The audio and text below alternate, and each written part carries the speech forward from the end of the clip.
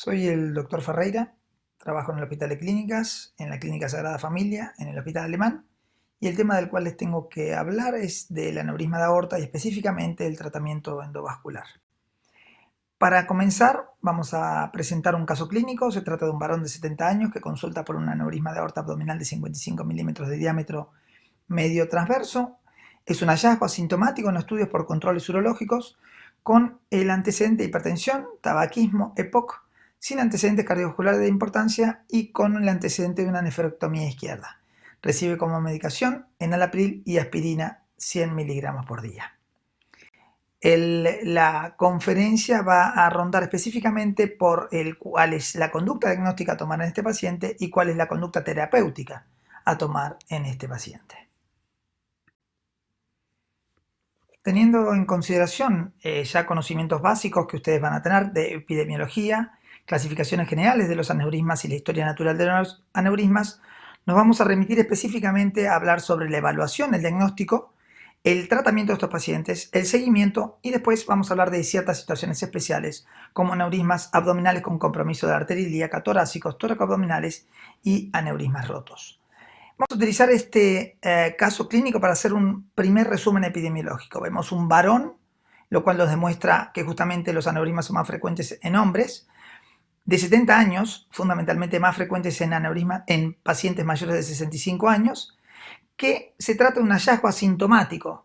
Esto no debería ocurrir en realidad, ya que estos pacientes a partir de los 65 años tienen una indicación de haberse realizado una ecografía abdominal para detección de aneurisma de aorta. Y como antecedente, el tabaquismo es fundamental. Los pacientes tabaquistas tienen 7 veces más probabilidades de tener un aneurisma de aorta que los no tabaquistas. Si empezamos con la evaluación de estos pacientes desde el punto de vista de su aneurisma, la ecografía es un método de rastreo y seguimiento. Mientras que este paciente, siendo un paciente que estamos considerando quirúrgico y por su tamaño tiene un aneurisma de 55 milímetros, el estudio a utilizar es la angiotomografía. Como dice el slide, la angiotomografía es un estudio prequirúrgico que nos va a dar características anatómicas del aneurisma para definir, por ejemplo, la vía de abordaje. O sea, esta cirugía va a ser una cirugía abierta o va a ser una cirugía endovascular. También es importante determinar la permeabilidad de las ramas colaterales, cómo están las arterias renales, cómo está la arteria mesentérica superior, el tronco celíaco, la mesentérica inferior y las arterias hipogástricas. Y también la necesidad de procedimientos combinados. Por ejemplo, el tratamiento endovascular implica colocar una endoprótesis a través de las ingles. Tenemos que entrar por las femorales. Si las arterias ilíacas externas o las comunes son muy pequeñas o están estenosadas, tal vez tengamos que hacer un conducto, o sea, un bypass temporario entre una ilíaca y la femoral para a través de ese conducto poder introducir la endoprótesis. Y también nos va a definir la tomografía el tipo de endoprótesis a utilizar. ¿Va a ser una endoprótesis estándar o va a ser una endoprótesis hecha a medida porque el paciente tiene un aneurisma tóraco-abdominal o yuxtarrenal? La segunda evaluación que tenemos que tener en estos pacientes es la evaluación clínica, quirúrgica, cardíaca, pulmonar y renal. Teniendo en consideración que en el tratamiento endovascular del aneurisma la mayor morbilidad que tienen estos pacientes es la renal. Estamos trabajando muy cerca de las arterias renales y la posibilidad de ocluir una arteria renal o la posibilidad de embolizar porque partículas van hacia la arteria renal son altas, o mejor dicho, pueden ser posibles, y por lo tanto es fundamental saber la función renal preoperatoria de estos pacientes. Obviamente es importante también electrocardiograma, laboratorio, si estos pacientes son tabaquistas, la gran mayoría de ellos lo son, y si aparte tienen enfermedad pulmonar es importante una interconsulta con neumonología, así como también nefrología en los casos, como les dije previamente, de pacientes con insuficiencia renal. Anestesia va a ser un punto clave. Si bien estos pacientes pueden hacerse la cirugía mediante procedimientos percutáneos con anestesia local, en la gran mayoría de las veces, para una mejor calidad de imagen, dormimos al paciente y eso nos da una posibilidad de trabajar mejor dentro del quirófano con imágenes más precisas. Desde el punto de vista del abordaje a realizar, si bien a mí me toca hablar específicamente del tratamiento endovascular, hoy es el tratamiento, hoy es la vía de elección. Los pacientes que tienen un aneurisma de aorta se les debe ofrecer como primera alternativa el tratamiento endovascular. Por supuesto que para cuando uno habla de tratamiento endovascular tiene que adecuarse a las características anatómicas que ya vamos a ver más adelante. Pero como base, la primera opción que debe recibir un paciente con un aneurisma de aorta es el tratamiento endovascular. Y eso lo dice, entre otras, las más recientes de las recomendaciones de la Sociedad Europea de Cirugía Vascular, publicadas en el año 2019 en la recomendación número 60. Como todo, justamente, ¿en qué consiste el tratamiento endovascular de los aneurismas de aorta? En la exclusión endovascular. Uno intuba el aneurisma, lo excluye, le coloca en su interior lo que se denomina una endoprótesis. ¿Qué es una endoprótesis? Una combinación de stent y prótesis. El stent sirve de esqueleto metálico y se encuentra recubierto, no es un stent no forrado, es un stent forrado. ¿Desde dónde se coloca? Se coloca desde las ingles, viaja, navega a través dentro de un catéter y se va a desplegar bajo control radioscópico, cubriendo la aorta desde su porción infrarrenal hasta la bifurcación de las arterias ilíacas. Hay dos términos que son importantes, que después los vamos a desarrollar. Uno es el sellamiento y el otro es la fijación. ¿Qué significa que se sella? Que la endoprótesis se abre porque es un stent autoexpandible, o sea, se retira de adentro de la vaina y por lo tanto se abre, o porque hay un balón sobre el cual está montado ese stent y al inflar el balón se abre el stent. Eso implica que el stent se va a fijar, se va a colocar abajo de las arterias renales y eso va a constituir lo que se denomina el cuello proximal. Entonces, la endoprótesis se va a colocar desde, como muestra la imagen, el borde inferior de la arteria renal más baja hasta, como les dije antes, la bifurcación de la arteria ilíaca, sellando el aneurisma porque hay un contacto entre la endoprótesis y la pared de la arteria a nivel infrarrenal y a nivel ilíaco. Y otra cosa distinta es la fijación.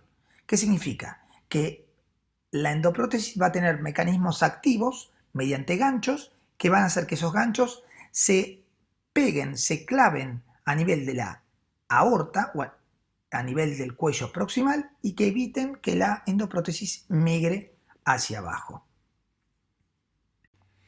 Como podemos ver en esta película,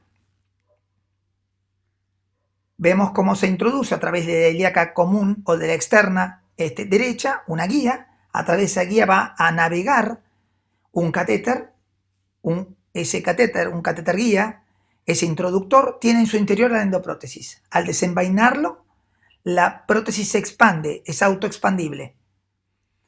Se ingresa por el otro lado y se abre proximal la endoprótesis exactamente por debajo de las arterias renales. Vemos cómo se va terminando de expandir la prótesis y cómo se logra finalmente la exclusión del aneurisma.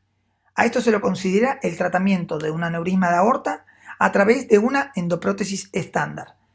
Específicamente esta tiene tres componentes, un componente aórtico y dos componentes ilíacos. Como les dije antes, hay dos conceptos importantes. Uno, el que se denomina sellamiento. Sellamiento significa que la endoprótesis hace contacto con la pared de la arteria y por lo tanto impide que la sangre ingrese al saco aneurismático. Esa correcta aposición, ese contacto ocurre entre la endoprótesis y, si es el cuello proximal, la pared de la aorta justo infrarrenal. Como ven en el dibujo, marco un 0 y un 15. Significa que lo correcto para que esa aposición, para que ese despliegue, ese contacto perdure en el tiempo y sea efectivo, debe tener 15 milímetros de largo. ¿Quién dice eso? Las instrucciones para uso de las distintas endoprótesis. ¿Cómo es que queda en contacto esa prótesis con la pared de la arteria? Por la fuerza radial del stent. El stent autoexpandible que se encuentra comprimido dentro de la vaina, cuando uno lo desenvaina, automáticamente se despliega, automáticamente se abre. ¿Cómo sabemos que esa es la posición correcta? Porque lo vemos por radioscopía. Marcamos con la angiografía el borde inferior de la arteria renal más baja y allí es donde comenzamos el despliegue de la endoprótesis. La fijación es el segundo concepto. Uno era el sellamiento. La sangre ya no va a entrar más adentro del saco aneurismático. La fijación es el mecanismo mediante el cual la endoprótesis no se va a movilizar, no va a ir hacia abajo, no lo va a desplazar hacia distal el flujo sanguíneo. Dos tipos de fijaciones. La pasiva, empezando de abajo para arriba. La pasiva significa que la endoprótesis, la bifurcación de la endoprótesis se ancla a nivel de la bifurcación de la aorta. La activa es a través, como muestran las dos imágenes, de ganchos que se introducen en la pared de la arteria. Esos ganchos, si se encuentran en la primera hilera de stents no cubiertos por arriba de la tela de la endoprótesis, a eso se denomina fijación suprarrenal. Y esos ganchos van a quedar a la altura de las arterias renales o de la mesentérica. Si en cambio la fijación o los ganchos se encuentran en la tela, eso se llama fijación infrarrenal. Estas dos imágenes demuestran perfectamente lo que significa suprarrenal e infrarrenal. Pero estas endoprótesis tienen distintas características. El perfil, o sea, van dentro de un catéter que puede tener 18 French, 20 French, 22 French, 14 French. Obviamente algunas son más flexibles que otras. Es muy importante la exactitud en la cual se va a abrir la prótesis, porque es la que nos va a permitir ser lo más precisos y dejarla lo más cerca posible de las arterias renales o de las arterias hipogástricas. Es importante que sea deformable cuando el cuello, como se ve en la imagen, es un cuello aórtico tortuoso y entonces la endoprótesis tiene que adecuarse a esas angulaciones. Es importante que tenga un sistema de fijación, o sea, no solo la prótesis se expande y esa fuerza radial que tiene la prótesis la pega, la aprieta contra la pared de la aorta, sino que aparte va a tener ganchos que van a impedir que la endoprótesis se mueva y aparte, por supuesto, tiene que ser durable en el tiempo. Lo que tenemos que hacer es mirar y analizar bien la tomografía, analizar las características anatómicas de ese cuello proximal y volcarlas en estas páginas que tienen la información necesaria para llegar a la prótesis adecuada para cada paciente. ¿Qué tamaño tiene la aorta a nivel de las renales? ¿Qué tamaño tiene 1.5 centímetros más bajo? ¿Cuál es la angulación de la aorta? ¿Qué tamaño tienen las arterias renales? La arteria mesentérica superior está permeable. ¿Por qué es importante eso? Porque la arteria mesentérica inferior que va a salir del saco aneurismático, esa arteria mesentérica inferior va a quedar excluida y por lo tanto no va a irrigar más al colon. Entonces esa arteria tiene que ser perfectamente suplida por la mesentérica superior. ¿La arteria mesentérica inferior está permeable o no está permeable? ¿Las lumbares? ¿Hay trombos a nivel de la aorta infrarrenal, de ese cuello proximal? ¿Tiene mucho calcio? Lo mismo a nivel distal. Esta exclusión del aneurisma va desde las arterias renales hasta la arteria hipogástrica. Es fundamental que todo ese segmento quede recubierto por la endoprótesis. Entonces, ¿qué longitud tiene la arteria ilíaca común? ¿Qué angulación tiene? ¿Está permeable o no la arteria hipogástrica? Y un punto clave son los accesos. Los accesos, estas endoprótesis que tienen un catéter, que van dentro de un catéter, dentro de un introductor que tiene 18 French, o sea que puede medir entre 6, 7 u 8 milímetros, necesitan arterias femoral común, ilíaca externa e ilíaca común, lo suficientemente sanas como para permitir la navegabilidad. Gástricas. Acá se ve un enorme cuadro en donde lo que se puede ver es que las instrucciones para uso son muy similares para casi todas las endoprótesis llamadas estándar. ¿Qué significa eso? Que la endoprótesis para poder colocarse necesita un segmento sano, llámese cuello, de aorta infrarrenal que tenga ciertas características. Tomemos por ejemplo la endoprótesis Cook, esta que se encuentra aquí. Entonces ese segmento de aorta tiene que medir 18 milímetros de diámetro y como máximo 32. ¿Por qué? Porque la endoprótesis más grande tiene un diámetro máximo de 36 milímetros. El largo de ese segmento sano, debe ser no menos de 15 milímetros. ¿Por qué? Porque si no la prótesis se puede descolgar o la prótesis puede no sellar. Todas estas son características anatómicas claves que forman parte de las instrucciones para uso y que se deben respetar para poder lograr un tratamiento efectivo. Pero como les dije antes, es muy importante respetar las instrucciones para uso. Una vez que uno tomó las medidas tomó los diámetros, las longitudes, las angulaciones necesarias para saber qué prótesis utilizar, obviamente uno debería usar la prótesis con la cual se encuentra más familiarizado. ¿Pero son todas las endoprótesis iguales? No. Hay algunas que tienen una indicación para situaciones especiales. Por ejemplo, cuando el ángulo de la aorta por debajo de las renales es mayor a 60 grados, no todas las endoprótesis pueden adecuarse a esa angulación y por lo tanto hay que elegir aquellas que sirvan para esa angulación. Lo mismo, por ejemplo, con arterias perdón, que sean muy pequeñas. ¿Por qué? Porque hay endoprótesis que tienen un perfil más pequeño y por lo tanto pueden navegar por esas arterias. Estas endoprótesis, como se pueden ver acá, tienen en términos generales un cuerpo principal y después extensiones. Y tienen un segmento de stent que está no recubierto. Como pueden ver, aquí es donde empieza la tela de la endoprótesis. Y sí tienen unos ganchos que sirven para fijación. Pero las endoprótesis pueden ser de Dacron o del PTFE, pueden ser de acero o pueden ser de nitinol, pueden ser autoexpandibles o pueden ser balón expandibles. Y aparte, pueden o no tener ese segmento de stent libre de prótesis que queda a nivel de las arterias renales. Estas endoprótesis se pueden abrir de una manera bien precisa para que queden lo más cerca posible a las renales, o incluso hay algunas que abiertas pueden volver a cerrarse para poder recolocarse.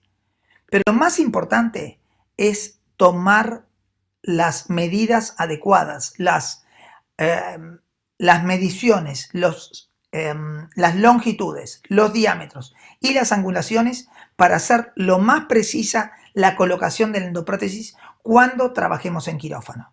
Hay un montón de... Han comparado años atrás con endoprótesis, la gran mayoría de ellas que ya no forman parte del mercado, que han sido mejoradas y por lo tanto no se comercializan y ya no se aplican. Hay estudios que han comparado la cirugía abierta con la cirugía endovascular. Y sin la menor duda, la principal ventaja que la cirugía endovascular ha tenido respecto de la cirugía abierta es la mortalidad perioperatoria. Todos los estudios que han comparado la cirugía abierta con la cirugía endovascular han demostrado una menor incidencia de mortalidad a 30 días respecto de la cirugía abierta. Pero sin la menor duda, la cirugía endovascular, como les dije antes, requiere de un seguimiento. Y en estos casos hay una serie de estudios, sobre todo los de aquellas épocas, que han presentado mayor tasa de reintervenciones que la cirugía abierta, o por ejemplo mayor tasa de complicaciones e incluso mortalidad a largo plazo. Pero hay que tener en cuenta varias cosas. La primera de ellas es que esas endoprótesis ya no forman parte de nuestra práctica diaria. La segunda es nuestra curva de aprendizaje. Hoy tenemos mucha más experiencia y mucha más tecnología. La tercera es que hoy tenemos distintas formas, no las solo endoprótesis estándar que se utilizaban antes. Hoy tenemos endoprótesis hechas a medida que nos permiten tratar pacientes con aneurismas tóraco-abdominales e incluso tratar por vía endovascular complicaciones de la primer cirugía realizada por vía endovascular. Lo que queda 70% más, el doble de posibilidades de mortalidad. Que la cirugía abierta tiene también casi 3 veces más posibilidades de tener isquemia colónica que la cirugía endovascular. Que la cirugía abierta también tiene casi 3 veces más probabilidades de tener insuficiencia renal que la cirugía endovascular. Y cuando en un muy interesante trabajo publicado ya hace unos años atrás por la Clínica Mayo sobre 1.500 pacientes, no solo demostró que la mortalidad asociada a la cirugía endovascular era menor, sino que ya no tenían mortalidad alejada cuando se empezaron a usar los dispositivos que hoy actualmente tenemos en el mercado. En resumen, hoy la cirugía endovascular realizada con la tecnología adecuada, con la técnica adecuada, en el lugar adecuado, en el paciente adecuado, sin la menor duda es un beneficio mucho mayor que la cirugía abierta. Y el objetivo de la endoprótesis es excluir el aneurisma. Entonces, una vez que se excluye el aneurisma, se despresuriza el saco y por lo tanto disminuye los riesgos de ruptura. Pero como les dije antes, pero obviamente cuando se crea, cuando se desarrolla una técnica nueva, esa técnica nueva se acompaña también de complicaciones nuevas.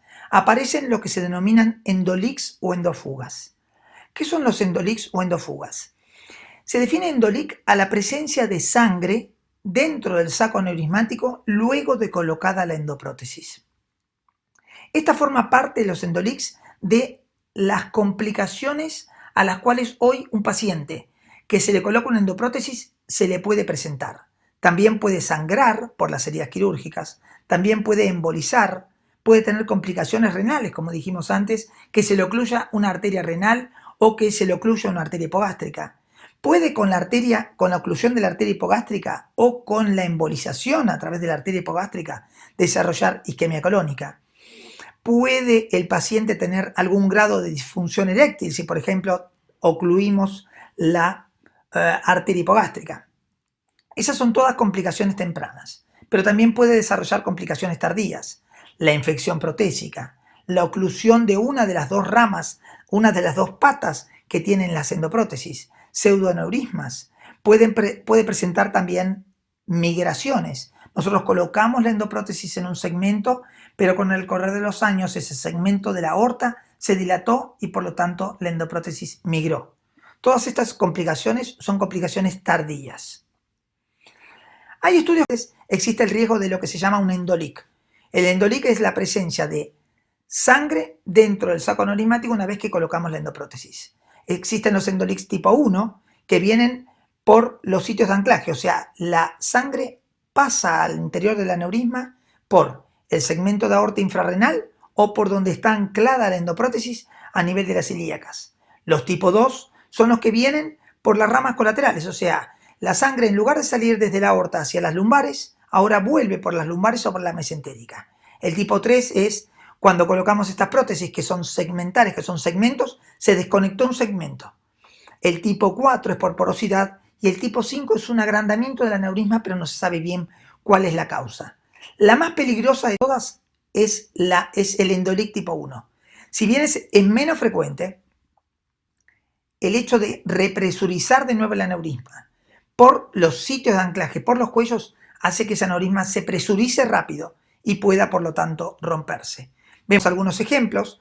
Aquí se ve una endoprótesis que está filtrando, se ve la imagen hacia abajo y hacia la izquierda de la pantalla, de la primera de las imágenes, en donde lo que se hace es colocar un nuevo segmento de prótesis más alto. Como ven, la endoprótesis se cayó y se alejó de las arterias renales. Entonces lo que se hace es poner una segunda endoprótesis por dentro de la anterior y de esa manera excluir el aneurisma, como se ve en la angiografía que está más hacia la derecha. Pero en este caso acá el endolic tipo 1 proximal, o sea, el endolic que se produce la filtración a nivel del cuello proximal, pero porque se dilató ese cuello proximal y la endoprótesis está colocada en el lugar correcto, ya no puedo colocar un CAF. Lo que tengo que colocar es un CAF, pero que tenga fenestraciones, que tenga orificios, que me permita ir más hacia proximal, más hacia arriba, utilizar el segmento visceral de la aorta para el sellamiento del aneurisma, pero para poder preservar las arterias renales y mesentéricas, como en el caso, hay que hacer unos orificios, fenestras, hechos a medida, de acuerdo a la información tomográfica que podemos obtener, para poder sellar el aneurisma, pero por otro lado preservando el flujo en estas arterias viscerales. Los endolics tipo 2, en cambio, son los que provienen, como les dije antes, de las ramas colaterales. Cuando esos vienen por la arteria mesentérica inferior, lo que se puede hacer es colocar un coil en el origen de la mesentérica inferior o por vía laparoscópica colocar un clip. O cuando vienen por las arterias lumbares, generalmente provenientes de las anastomosis de las arterias hipogástricas, lo que se hace es colocar.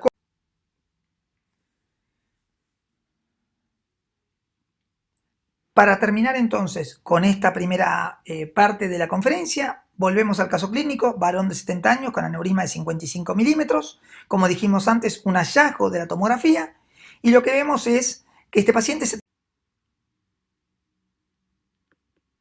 Esa es la primera parte, como dijimos antes, colocar el catéter.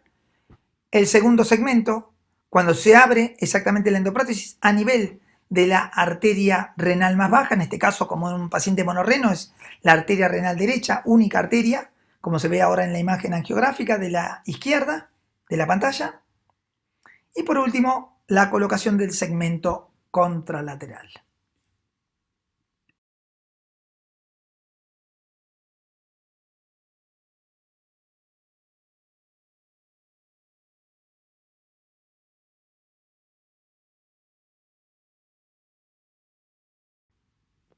¿Qué ocurre si el aneurisma compromete las arterias ilíacas comunes hasta su bifurcación? O sea, yo no tengo un segmento sano de la ilíaca común donde desplegar la prótesis.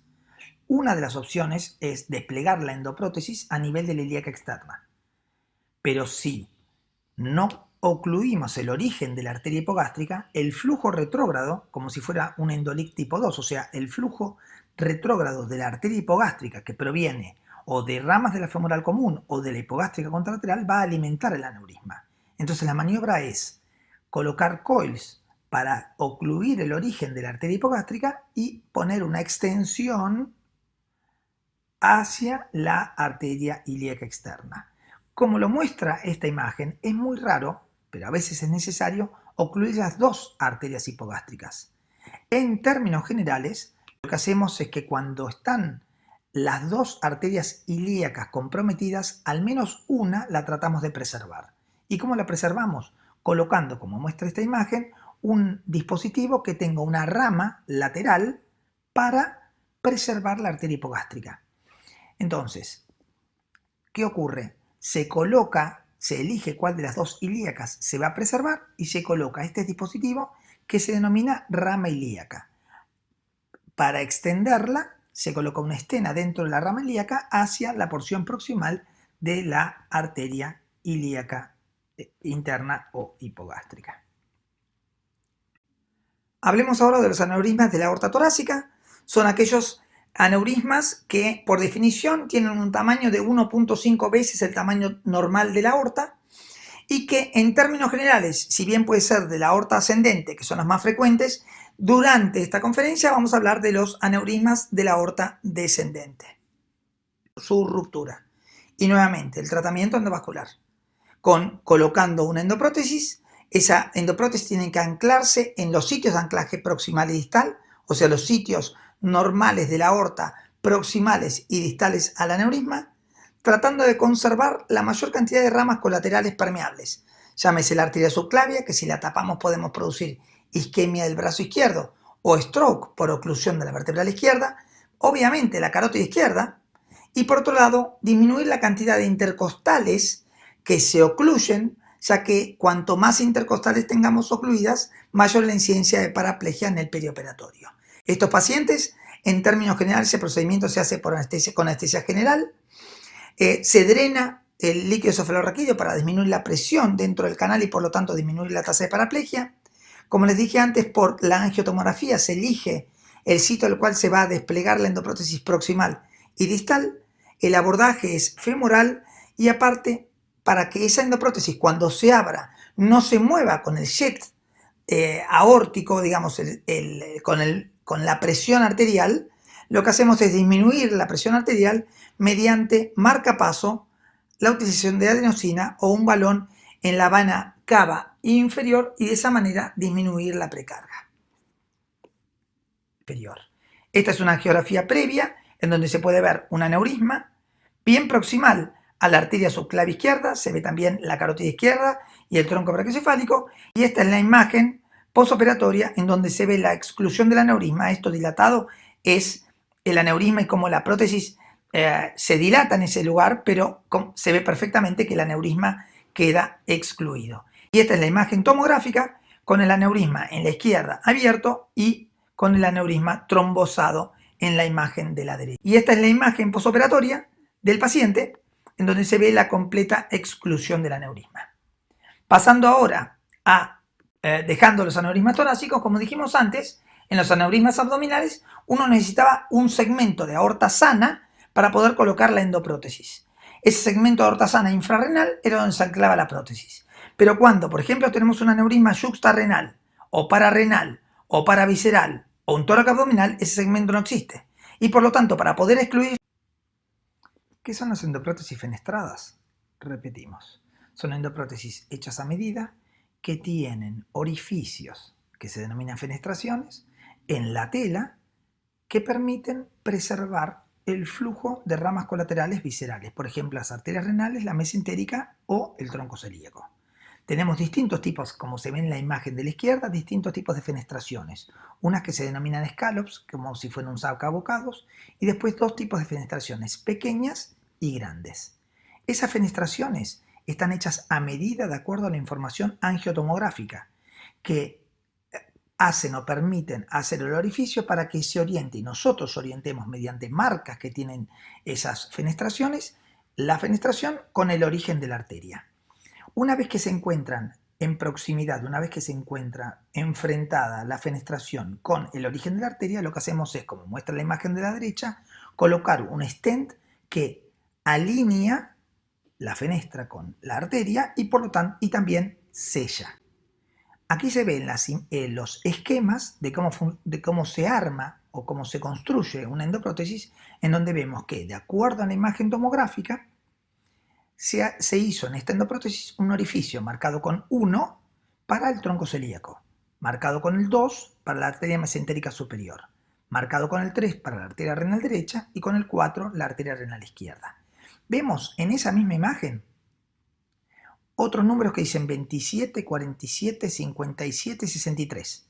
Eso significa que, sacado de la imagen tomográfica y desde donde nosotros queremos que la endoprótesis quede en su borde superior para sellar el aneurisma, 27 milímetros más abajo tiene que estar el orificio que va al tronco celíaco. 47 más abajo, mesentérica superior, y posteriormente la arteria renal derecha y la arteria renal izquierda. Los aneurismas es que se han diseñado estas endoprótesis que tienen orificios que fueron realizados industrialmente o nosotros mismos en quirófano para poder preservar la perfusión de los órganos viscerales. Entonces, aquí se ve con las flechas negras un sacabocado que se llama scallop para la arteria renal derecha, la otra flecha negra es una fenestra para la arteria renal izquierda superior y una segunda fenestra para la arteria renal izquierda inferior. Esas mediciones es el lugar en donde se tienen que realizar esos orificios. ¿De dónde se obtiene la información? Nuevamente se obtiene de las imágenes de angiotomografía. Como se puede ver acá en este esquema, se introduce la endoprótesis, se abre cubriendo las arterias renales, porque el paciente no tiene un segmento sano de arterias de aorta suficiente para anclar la prótesis por debajo de las arterias renales, se abre la prótesis y después se preserva, como van a ver ahora, a través de catéteres y stents, los orificios que coinciden con las arterias que van a ambos riñones. Ahí se saca parte de la vaina dentro de la cual estaba la endoprótesis y lo que se hace es lo que se va a ver ahora.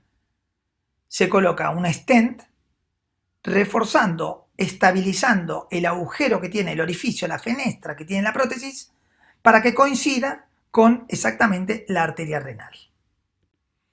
Eso es lo que se ve, por ejemplo, acá. Estas prótesis las hacemos en quirófano. ¿Por qué? Porque el paciente tiene un aneurisma muy grande o el paciente tiene dolor. No puede esperar a que la industria fabrique esta prótesis. Nosotros la fabricamos en quirófano. En este caso, por ejemplo, en la angiografía se ve dos guías que vienen desde arriba, la endoprótesis colocada y abierta parcialmente, y estas guías ingresan a la endoprótesis y salen cada una por los orificios que van a las arterias renales, obteniendo esta angiografía final. Esta imagen tomográfica con su vista axial, sagital y coronal demuestra la ausencia de endolic, o sea, es una endoprótesis con fenestraciones. Cada una de esas fenestraciones tiene un stent en su interior para fijar, para que queden bien alineadas la fenestración con la arteria, digamos, en cuestión, por ejemplo, y entonces vemos un stent que ingresa en la arteria mesentérica superior, en la figura que está arriba y a la izquierda, y un stent que ingresa en la arteria renal derecha, en la figura que está hacia la derecha. En la figura que está abajo y a la izquierda vemos el stent que está saliendo hacia también la arteria renal derecha. Y la tomografía demuestra la exclusión definitiva del aneurisma. aneurismas yuxtarrenales tenemos tóraco-abdominales, en lugar de endoprótesis fenestradas, lo que hacemos son endoprótesis, lo que colocamos son endoprótesis ramificadas. Acá hay más espacio. El aneurisma es más grande y tiene más espacio para poder colocar, para poder unir la endoprótesis a la arteria conflicto. Hay distintos tipos de endoprótesis con ramas. Estos son los esquemas. Esta es una rama y se coloca un segundo stent que lo que hace es excluir al aneurisma. Este segundo stent une la rama de la endoprótesis con la rama, por ejemplo, en este caso renal. Estas endoprótesis pueden ser producidas por la industria, están hechas a medida. Hay endoprótesis estándar, o sea, endoprótesis que ya vienen con 4 ramas, o como les dije antes, las podemos fabricar nosotros en quirófano. Estos procedimientos necesitan de anestesia general, se hacen generalmente en etapas, se coloca primero una endoprótesis torácica y después esta endoprótesis con ramas para evitar tapar demasiadas arterias intercostales al mismo tiempo y por lo tanto poder producir paraplegia. Esta es la endoprótesis. Estas endoprótesis tienen que tener ciertas, digamos, requerimientos anatómicos. Y una de las estos pacientes, como por ejemplo en este caso, era un paciente que rápidamente le creció el aneurisma y por lo tanto con dolor le colocamos esta endoprótesis. Se ven acá unas marcas radiopacas. Cada una de estas marcas simbolizan, muestran cada una de las ramas, por ejemplo, las ramas que van a las renales, al tronco celíaco o a la mesentérica superior, y esta es la angiografía final. Finalmente, esta es una angiografía previa y esta es la angiografía posoperatoria, en donde se ve la completa exclusión del aneurisma. Por último, como les dije antes, es que lo hacemos en etapas, ¿para qué? Para disminuir el riesgo de paraplegia. Por último, un punto clave es muy importante evitar llegar a esto, que es un paciente con aneurisma de aorta roto. El paciente con aneurisma de aorta roto, al cual se le puede ofrecer un tratamiento endovascular, el tratamiento endovascular tiene aún más ventajas que la cirugía abierta, porque imagínense el riesgo que tiene este paciente de ser operado. Si uno lo puede operar a través de 2 pequeñas incisiones, incluso con anestesia local, los riesgos de mortalidad perioperatoria son aún menores. Es importante en esos casos derivar al paciente a un centro de alta complejidad para ser tratado por especialistas con la tecnología adecuada y, por supuesto, con la posibilidad de abordaje endovascular. Hay una serie de parámetros. Lo que está indicado hoy en día es que si se puede transferir al paciente, lo ideal es transferirlo para hacerle un tratamiento endovascular. Este es un estudio muy interesante realizado por un grupo en Seattle, en donde determina, de acuerdo a parámetros clínicos y de laboratorio, si el paciente es transferible por la morbilidad o mortalidad que tiene por su aneurisma de aorta roto. Si realmente este paciente es transferible, la mejor opción para ellos es la transferencia a un centro que se le pueda ofrecer un tratamiento endovascular. En conclusión, el aneurisma de aorta es una enfermedad potencialmente mortal. La mejor estrategia para evitar la muerte es la detección precoz. Ecografías a todos los hombres mayores de 65 años. El tratamiento endovascular es el abordaje de primera opción, con distintos detalles técnicos de acuerdo a las características anatómicas del paciente, como estuvimos viendo durante toda la clase. La colocación de una endoprótesis en forma programada se acompaña de una tasa de mortalidad de menos del 1%, con una tasa de reoperación de aproximadamente un 1% por año. No todos los pacientes y sus tratamientos tienen similar tasa de complicaciones. La anatomía del paciente vuelve a ser un predictor importante de los resultados a largo plazo y estos deben ser vigilados mediante tomografía. Muchas gracias.